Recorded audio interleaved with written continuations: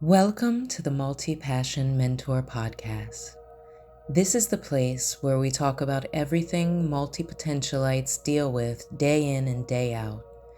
The life of, the business of, and different aspects of being multi-passionate. Thank you for being here. Let's talk about preferences. I would like for you to give a moment to just think about preferences.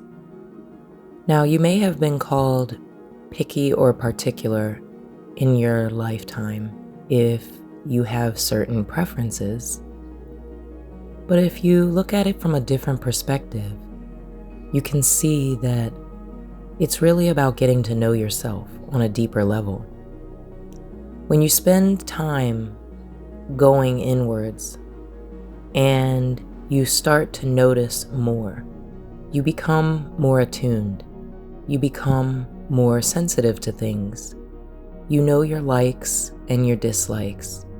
You know what brings you up and what pulls you down. You know what makes you feel like you're in alignment with your highest self. And this is a good thing. Some people may make you feel like it's not a good thing, but you have to know internally and you have to be confident in who you are. So, it's awesome if you've taken the time to dive deep and find out who you are, what speaks to you, what makes you feel the most alive, what makes you feel the most safe and secure and stable. These things are all really important in life. And I know that we can be swayed by the opinions of others, but don't allow yourself to be bullied. Don't allow others to inflict their opinions upon you, because you have your own choices and decisions to make. And this could be something as small as food choices, or whether you like to stay up late, things like that. I know there's a lot of teasing that goes on if, let's say, you have a 9 or 10 p.m. bedtime, but that's just your preference. Maybe you wake up around 5 a.m. and it's nice for you to get a full night's rest. Food preferences are another thing where it's like, oh, you're such a picky eater.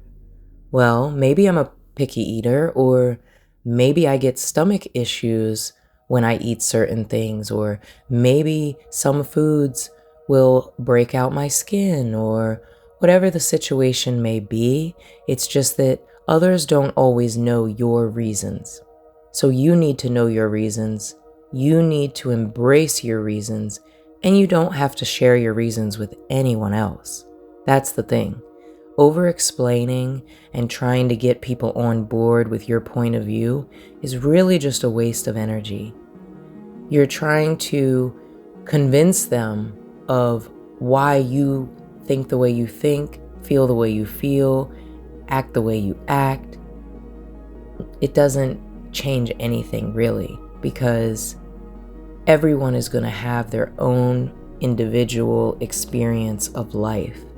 And since we're all going through it with our preferences, with our different allergies to things and our sensitivities, it does make it a bit complicated in human interaction, and especially relationships, when you're trying to cohabitate with someone perhaps, and maybe they like certain things and you don't, and you guys are trying to come to some type of compromise.